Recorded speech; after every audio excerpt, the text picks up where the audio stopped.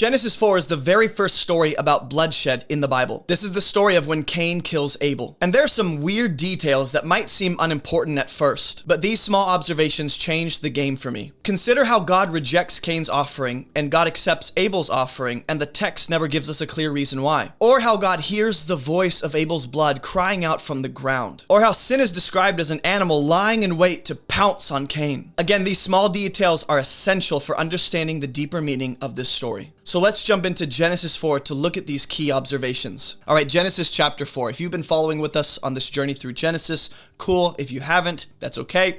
I encourage you to go watch the other videos on Genesis 1 through 3. The main point of this chapter in Genesis 4 is that, well, Cain murders Abel, and he's exiled east, just as God said the seed of the serpent would be at war with the seed of the woman in Genesis chapter 3. If there are two words to best capture this chapter and what's going on here, the two words I would use is favor and bloodshed. Favor and bloodshed. Now, while you won't see those two words explicitly used, these two ideas capture, I think, where this chapter is going throughout the biblical narrative and where it's leading us as people who are following along. Okay, so let's break down each section of this chapter before we look at some key observations. Verse 1 through 2, you're going to see Cain and Abel's birth and occupations. Verse 3 through 4, Cain and Abel bring God offerings. Verse 5 through 8, Cain is jealous, and that jealousy turns into anger, which leads him to murder his brother Abel. Verse 9 through 13 is God's clear punishment for Cain. And verse 14 and 15, Cain and God converse back and forth. And then there's verse 15 through 18, Cain leaves, builds a city, has descendants. Then you'll see verse 19 through 24, Cain's evil is amplified with his descendants who grow more evil. And then the last two verses in this chapter come back to Eve having a son that replaces Abel. So some repeating key words and ideas to look for throughout this chapter. I don't want to tell you what to think. I don't even want to tell you how to think. I just want to give you some helpful tools to explore and understand this passage on your own. So some key words and ideas to look for. The concept of the ground, working, brothers, blood, the earth, conception, the woman, wives, voices, the concept of sevenfold, and then killing and murder. There's some new ideas we haven't seen in the first 3 chapters of Genesis that are introduced all in this one story, and I think that's very important. When you track with the narrative of Scripture and you're watching things unfold, pay very close attention to new ideas, characters, concepts that are introduced. That might be, a flag should go off in your mind to say, I should pay attention to that. So some key ideas that are introduced here that we do not see. You will not see these in the first 3 chapters of Genesis. The keeper of sheep, sexual relations between man and woman, offerings of fruit, offerings of fat, human anger, sin crouching to attack, murder and bloodshed, blood crying from the ground swallowing up blood, image bearers being cursed, a fugitive and a wanderer, an image bearer of God being a fugitive and a wanderer, greater punishment than one can handle, someone being hidden from God's face and God's presence, a man seeking revenge, sevenfold revenge, a mark being placed on a person, someone sent away from God's presence, someone settling in a foreign land, a city. We have not seen a city yet. 2 wives, a one man having 2 wives. It's very odd. And then people dwelling in tents, having livestock. And then you'll see musical instruments and bronze instruments as well. So that's all just the groundwork for entering into chapter 4. I think it's really helpful to understand that this chapter can be broken down into sections, have a summary statement, have 2 words that capture what's going on. Watch those 2 words get played upon and develop throughout that chapter and that story, and then some key words and ideas, and also new ideas that we haven't seen. Whew. Now let's open the text. Genesis 4:1. I know some of you are already gone. Now Adam knew Eve, his wife, and she conceived and bore Cain. And here's what Eve ends up saying. Okay, Eve is saying this. I've gotten a man with the help of the Lord. God here is reduced down to nothing more than a helper and an assistant. So something to note about verse 1 already. Eve views God as the one who simply helps her obtain a man, rather than the one who gets full credit for giving her a son. Eve is the one getting a man here, as if to be the main player. and the producer here, with God just as the assistant and the helper. Now, some of you might disagree with that conclusion and that interpretation. I think you'll see a difference between Eve's, I guess, heart posture and attitude here versus when she has Seth at the end of the chapter. She says something different. Okay, there's going to be a change in her attitude when she ends up producing and bearing Seth. And again, she bore his brother Abel. Now, Abel was a keeper of sheep, and Cain was a worker of the ground. Okay, so a few things to note, at least here in verse 2. Eve actually says nothing about her second-born son, Abel. What she does say something about is Cain. There's a big statement about Cain. I have gotten a man with the help of the Lord. Now, of course, you're going, well, because Cain is the first, person, human being that has been produced from the womb of Eve. This is her first offspring. It's a big deal. But to say nothing about Abel is kind of odd. I wonder if this somehow, just me thinking out loud, real time, wonder if this somehow speaks to the story of Jacob and Esau later, with Jacob being Rebekah's favorite son and Esau being the father's favorite son. So that's not the only difference, though, between Cain and Abel. I might mix up the names and say Jacob and Esau, forgive me. That's not the only difference here. Abel is a keeper of the sheep, and Cain is a worker of the ground. You have a difference in occupation. You have a difference in status in the family. Cain's the firstborn, and Abel's the secondborn. And then you have a difference in the way that Eve says something about Cain, makes a big deal out of Cain, and nothing for poor old Abel. In the course of time, Cain brought to the Lord an offering of the fruit of the ground. Okay, so Cain here, he brings fruit, which wonderful. We know what happens, though. Abel, on the other hand, he brings the firstborn of his flock, and he brings the fat portions.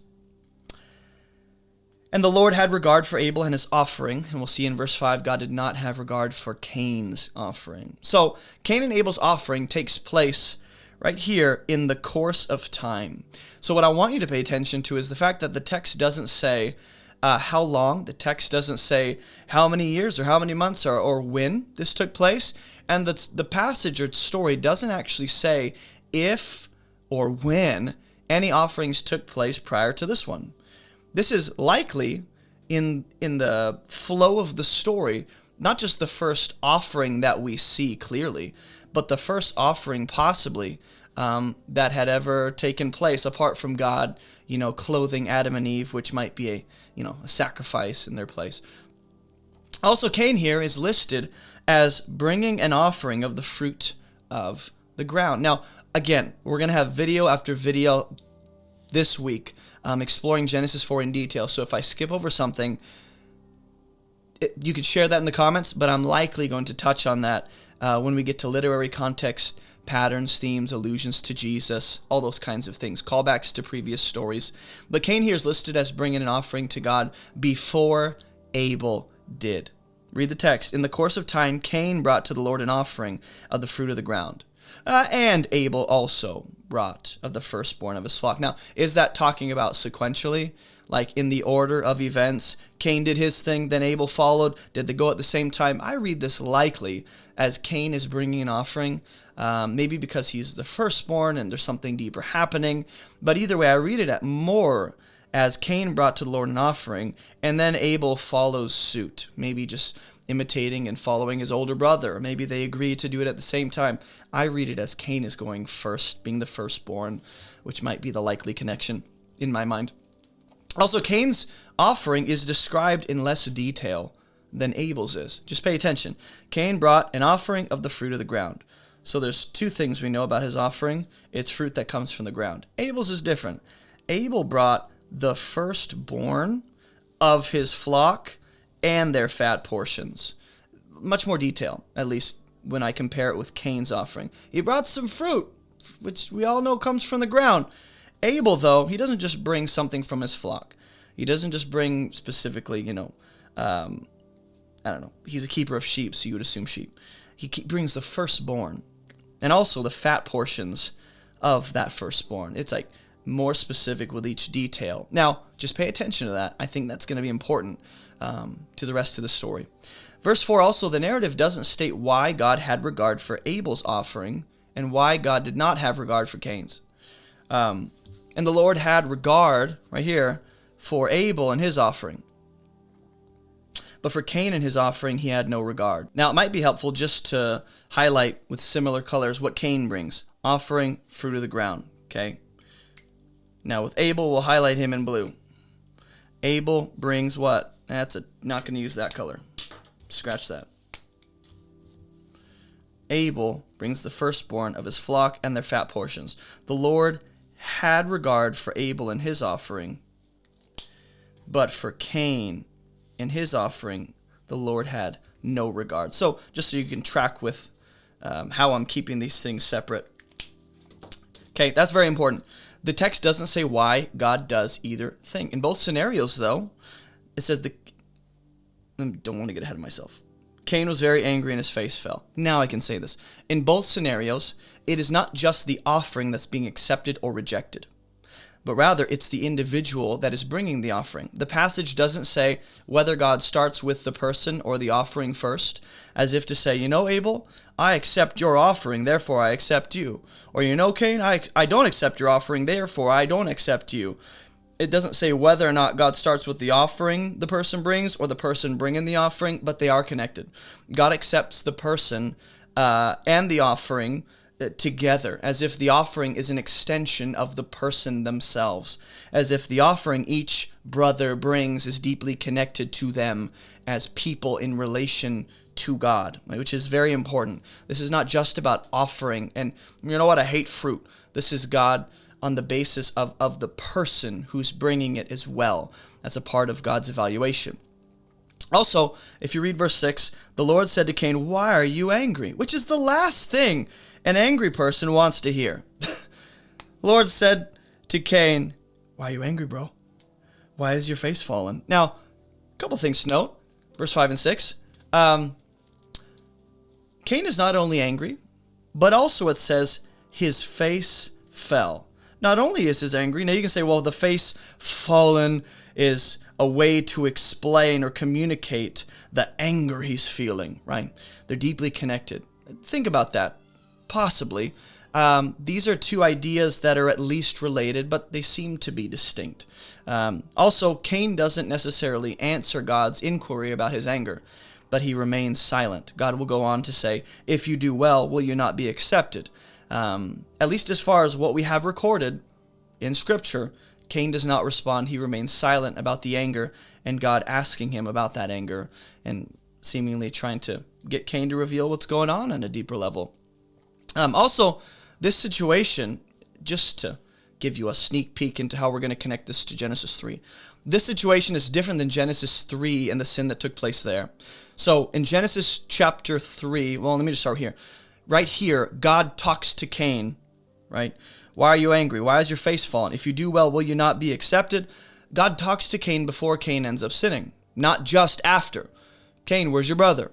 But when God talks to Adam in Genesis 3, God didn't do that. God didn't talk to Adam before the sin. God talked to Adam after the sin. With Cain, though, God speaks with Cain in between the initial desire and jealousy and the action of murdering Abel. God speaks on both ends. God didn't do that with Adam, so something about that progression might be important to pay attention to as well. If you do well, will you not be accepted if you do not do well? So we have two options here, which I'll just square up. He cannot be accepted, or, well, I'll say if you do well or not do well, that will determine whether or not Cain is accepted. If you don't do well, sin is crouching at the door. Its desire is contrary to you, but you must rule over it. Cain has the legitimate option. I want to make this very clear. I don't see this passage the way other people might. What I understand from reading this in context with the rest of Scripture, of course, is that Cain does have the option to truly, legitimately rule over the sin that is crouching at the door and waiting to rule over him. I believe Cain truly has the God-given ability to not let sin rule over him in this moment. He has the free will decision to choose either or. He's not subjected to one or the other without really being able to choose. He could have ruled sin in this moment. He could have not let anger and jealousy and murderous thoughts crouch and take over him. It wasn't impossible, or I don't believe God would have told Cain to do it, and then based on whether or not Cain does that, he'll be accepted. That seems like God would be playing a pretty nasty game with Cain. Also, doing well here. If you do well, that's not clearly defined or explained. At least it relates to the idea of ruling over sin. Sin is crouching at the door. Its desires contrary to you. You must rule over it. So we know at least doing well involves ruling over sin. But I don't know if we can reduce it and limit doing well just to ruling over sin. The two might be synonymous, possibly, where God's saying, hey, doing well here means not letting sin overtake you. But there might be a step in between. And also, this is the first time the word sin is used. We've seen the concept of sin and rebellion, rejecting God's command, transgressing, missing the mark, whatever you want to refer to this sin as. But this is the first time sin is explicitly mentioned. Hey, real quick, don't forget to head to abovereproachministry.com to check out all of our free resources. All of our Bible study courses, devotional studies, Bible study workshops, Bible study worksheets, all of my sermon notes, and more. And while you're there, grab a copy of my book, Fruitful, or snag some church merch. You can also find all these links in the video description below. I'm also very excited to announce Above Reproach Ministry discussion groups, or ARM discussion groups for short. Head to the website if you'd like to see what groups are available near you, or if you'd like to start one in your area, feel free to email me. The first season of video teachings have been compiled into a group study for you and other believers to dive into together. And in the months to come, I hope to have all 9 seasons of these video teachings compiled into group studies for y'all to dive into together. We hope this encourages you to meet and grow with other believers to dive into the scriptures as the body of Christ. Well, that is all I have for you. Let's jump back into the message.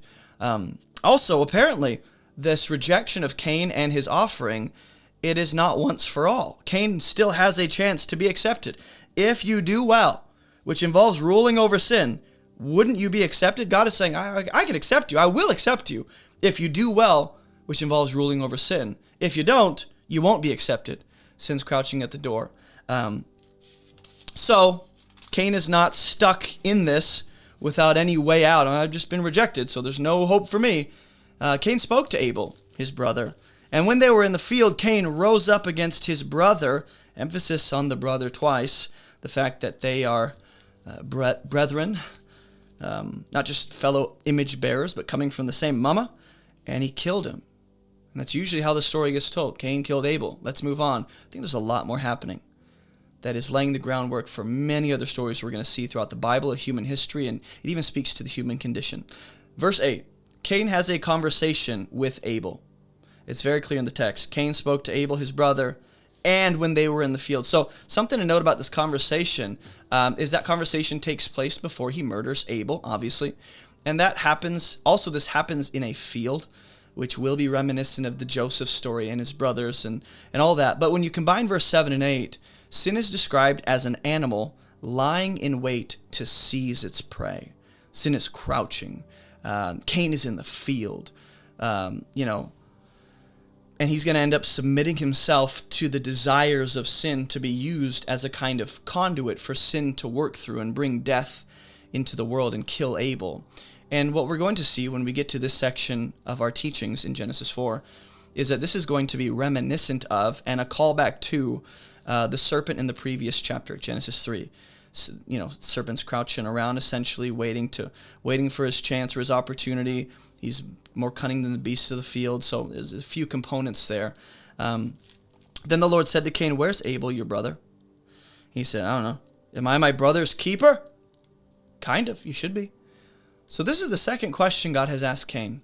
The first one was in verse 7 or 8. Why has your face fallen? Almost to give Cain a chance to not let this sin overtake him and rule him and lead him to murder. Here's a second question after the fact. Where's your brother? Now there's a chance for Cain to be honest and confess and be real about where he's at. Thinking about verse 9, this is, again, the second question. We're going to link this back to Genesis 3 when we get to the whole literary conversation. But Cain here, when he says, "Am I my brother's keeper?" I'm just going to use this blue to underline. Am I my brother's keeper? Well, Cain should be. we should be keepers for our brethren. We should care for and concern ourselves with those who God has placed in our lives. So for Cain, he should be, but also Cain seems to be referencing the fact that Abel is a keeper of sheep. And Cain outright lies to cover up his murder. He says, I don't know. Yes, you do. You know exactly where he is. You know exactly what happened to him. And the narrative didn't state that God was elsewhere. Think about this. Verse 8 to 9, the transition seems pretty abrupt. Cain speaking to Abel, kills him. Then the Lord said to Cain, well, where'd God come from? God seemingly appears out of nowhere. The narrative doesn't say that God was elsewhere or came to Cain. It just transitions to God suddenly speaking with Cain. There's no statement about how much time had passed or when God came or nothing like that. Just all of a sudden God speaks to Cain. Is that important to pay attention to?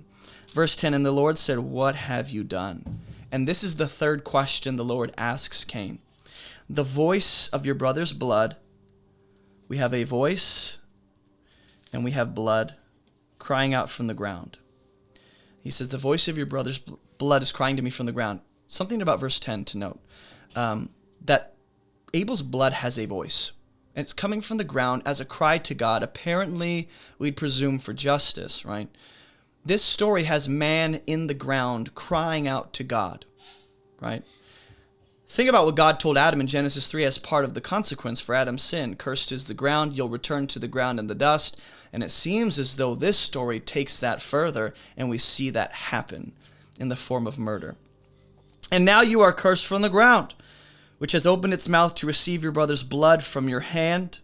When you work the ground, it shall no longer yield to you its strength, which means what? Up to this point, the ground has yielded its strength to Cain. You will be a fugitive and a wanderer on the earth. So, some final questions just about verse 11 and 12, and we'll bring this to a close for the first session in Genesis 4. This story, unlike Genesis chapter 3, this story does not have the ground cursed, but has man cursed. You, directly and personally, Cain, you are cursed. You're cursed. Compared to Genesis 3, where the ground itself is the only thing, cursed for Adam. Also, God explains the reason why Cain is cursed from the ground. Because Cain's hand shed the blood of his brother, which the ground has now soaked up. So it's now blood-soaked ground because of Cain. And it's as if the ground is against Cain, contrary to Cain, because Cain struck and was contrary to his brother Abel and shed his blood. Right here, you are cursed from the ground, which has opened its mouth to receive your brother's blood from your hand, as if to connect the two ideas. Why is Cain cursed? Why is the ground contrary? Because of the fact that the ground has now soaked up innocent shed blood from a murderer. The ground is the focus in the last couple verses, verse 9, 10, 11, and 12. Abel's blood cries from the ground. Cain is cursed from the ground. The ground won't yield its strength. The ground received Abel's blood. Very reminiscent of Adam's consequences in Genesis chapter 3. Also, this is a personal consequence for Cain. Rather than think of Adam's consequence in Genesis 3 that affected all humanity, apparently, this personal consequence is for Cain. Specifically, Cain personally is cursed from the ground.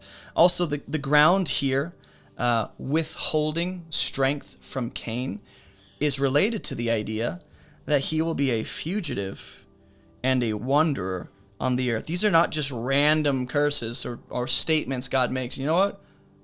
That's not enough. You're also going to wander around and be a fugitive.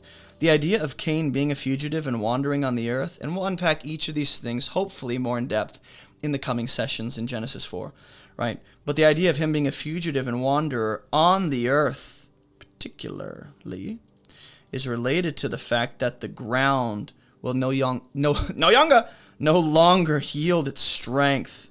And I just wonder if the ground and the earth there are being connected intentionally. It's not just your relationship to the ground now, Cain. You are going to wander throughout the rest of the earth. And I think the next session, we'll explore verse 13 all the way down to 26, finish this chapter, just looking at observations. Then we'll tackle literary context, allusions to Jesus, all the different things we usually unpack with each chapter we're going through. So that's all for today's first session in Genesis 4. Something to think about. Maybe this made you rethink think differently about the story. Maybe you're reading it from a different perspective now and some thoughts, or go meditate on that. Go think through that. Go pray about those things and go take notes, whatever it is. Go study this. And I hope this just motivates you to go and dive deeper into Genesis chapter 4. Hey, I just want to thank you for all your support and prayers that make this ministry possible and help us to accomplish our mission. Your support makes it possible for us to create all the free resources we have available for anyone around the world. Our mission is to teach people how to read the Bible so they can live and teach the Bible themselves. So be sure to visit abovereproachministry.com for all these free resources and to support this ministry. And if you're a new believer, be sure to check out the new believer section on the homepage of our website and grab a copy of my book, Fruitful, while you're there. God bless you guys, and as always, keep moving towards Jesus.